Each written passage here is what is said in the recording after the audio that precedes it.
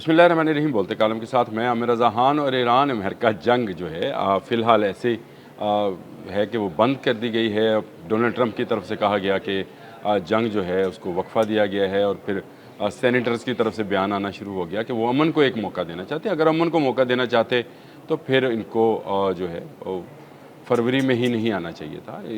Israel के कहने पर इन्होंने हमला किया था, तो अमन को तो मौका नहीं देना चाह रहे थे, ये जंग को मौका देना चाह रहे थे। लेकिन आगे से ऐसा टकासा जवाब मिलेगा ये इनको शायद पता नहीं था कि उसी तरह के जिस तरह का सवाल अमेरिका ने ईरान की तरफ फेंका उसका उसी तरह से ज़ोरदार जवाब मिसाइल्स की और ड्रोन्स की सूरत में उसके तमाम अहदाफ पर लगा दिया गया। जंग का दूसरा मरहला जो कि 7 जुलाई से शुरू हुआ था वो भी अब इख्तिताम पजीर समझे 2 दिन के लिए तो हो गया, क्योंकि 2 दिन के तो आ गया कि जी नहीं जंग की जाएगी क्योंकि हम मुज़ाकरात को मौका देना चाहते हैं। इस्माइल बकाई ने बिल्कुल सही कहा कि पैगामात जो हैं अमेरिका की तरफ से आ रहे हैं। इससे पहले इराक़ी वज़ीर-ए-आज़म जो थे वो पहुँचे थे, फिर अमानी वफ़द जो है वो पहुँचा ताकि आबने हरमुज़ के हवाले से बात की जाए। और दूसरी तरफ लंदन के अंदर एक कॉन्फ्रेंस की जा रही है कि आबने हरमुज़ पर कब्ज़ा कैसे किया जाए।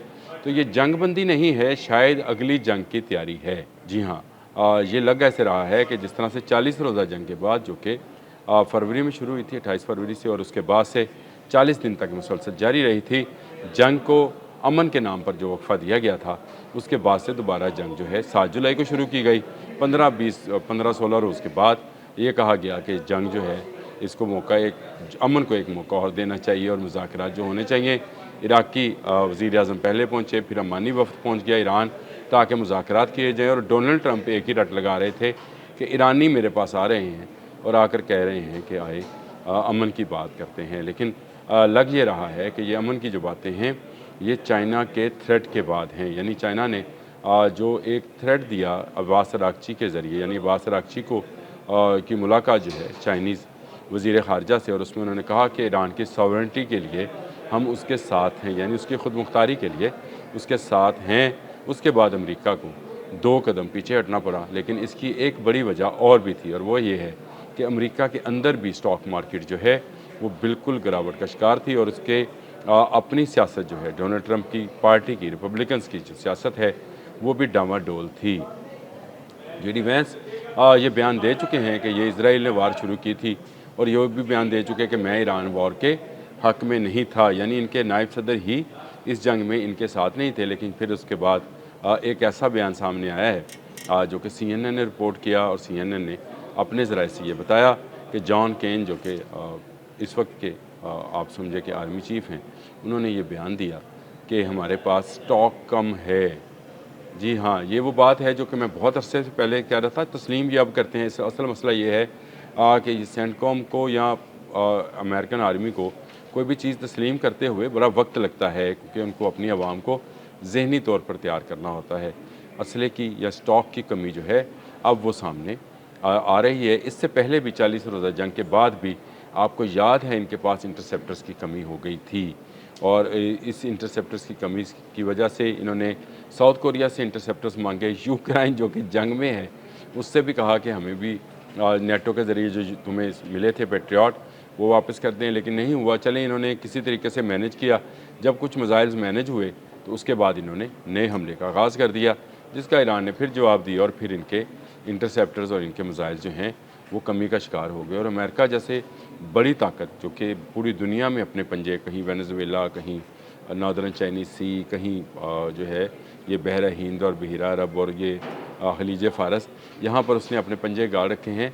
उसके लिए असले की ये कमी जो है ये बाकी मुल्कों में उसकी गिरफ्त को कमज़ोर करती है। जो ग्रीनलैंड का कब्ज़ा करने का मंसूबा था उसको उसकी कमज़ोरी जो है वो सामने आई है। ईरान जैसे मुल्क का 1 इंच भी अभी वो हासिल नहीं कर सका। तबाही ज़रूर मचाई, बॉम्ब ज़रूर गिराए और अभी इसमें बरतानिया को भी शामिल किया, बाकी ममालिक को भी शामिल कर रहे हैं। आबने हरमुज़ का एक कतरा जो है वो हासिल नहीं कर सका है अमेरिका। उसके अपने जहाज़ आबने हरमुज़ से बाहर जो हैं ट्रैवल कर रहे हैं, उसके अंदर आने की ज़रूरत कोई नहीं करता है। जो आता है मारा जाता है। तो इस तरह से पासदारान इनकलाब ने यह साबित किया है कि अगर साबित कदमी से रहा जाए तो आप किसी भी बड़ी ताकत को शिकस्त दे सकते हैं। लेकिन ये एक बड़ी ख़बर थी कि इनका जो वेपनरी सिस्टम है या स्टॉक है वो जो है कमज़ोर हो गया है या हल्का है, जिसको दोबारा शायद भरने के लिए इन्होंने ये पोजीशन ली है कि दोबारा से मुज़ाकरात किए जाएँ, मौका दिया जाए और पहले इराक़ी वज़ीर-ए-आज़म के ज़रिए और अब अमानी वफ़द के ज़रिए और अब ख़बरें आना शुरू हो गई हैं कि शायद जो सालिसी पाकिस्तान और कतर कर रहे थे उसी को कंटिन्यू किया जाएगा, जिसमें मिस्र को भी शामिल किया जा सकता है। तो ये सूरत हाल है जिसमें ये जंग बंदी जो 2 रोज़ा जंग बंदी है ये सामने आई है। लेकिन मैं ये समझता हूँ कि अमेरिका जो है पोजीशन ले रहा है। अगर आपने कभी कोबरा सांप देखा हो, ज़रूर देखा होगा, वैसे अब तो गलियों बाज़ारों में मदारी आते नहीं हैं, लेकिन सोशल मीडिया पर बहुत सारी वीडियोज़ हैं। तो वो एक मरतबा जो है वो पीछे को हटता है ताकि वो तेज़ी के साथ जो है डंक मार सके। तो अमेरिका की पोजीशन इस वक्त एक ऐसे ही कोबरा की तरह से है जो डंक मारने के लिए तैयारी कर रहा है, अपनी अपनी पोजीशन जो है उसको बेहतर कर रहा है, अपने मिसाइल स्टॉक को जो है वो मज़ीद बढ़ाने की कोशिश करेगा अगर ये जंगबंदी मज़ीद कुछ दिन जारी रही। लेकिन इस्माइल बकाई का आज का बयान जो है वो बिल्कुल इस बात की निशानदेही करता है कि ईरान हमा वक्त तैयार है। आज मुश्तबा हामनई का बयान भी सामने आया, इन्होंने कहा कि ख़ुद मुख्तारी पर तो कोई सौदा नहीं होगा, जंग होती है तो होती रही। बहुत अहम बयान था मुश्तबा हामनई का, इस्माइल बकाई का, जिन्होंने कहा कि हमारी पहली तरजीह जो है वो ख़ुद मुख्तारी है ईरान की, जिस पर कोई सौदेबाजी नहीं की जाएगी। तो असल मामला शायद मिसाइल की कमी का ही है। अमेरिका अभी तक आपने हम उस पर कब्ज़ा नहीं कर सका। जो ख्वाब वो देखकर 28 फरवरी को इसराइल के कहने पर आया था, आज उसको उस पर काफ़ी मायूसी है। डोनाल्ड ट्रंप की अपनी सियासत, मैंने कहा रिपब्लिकन्स की सियासत बल्कि ये कहना चाहिए कि डामाडोल है, लेकिन ये अमन को नहीं, ये तैयारी को मौका दिया जा रहा है। दोबारा से तैयारी की जाएगी ईरान पर हमलावर होने के लिए, लेकिन ईरान इससे बेहतर तैयारी में पहले से मौजूद है।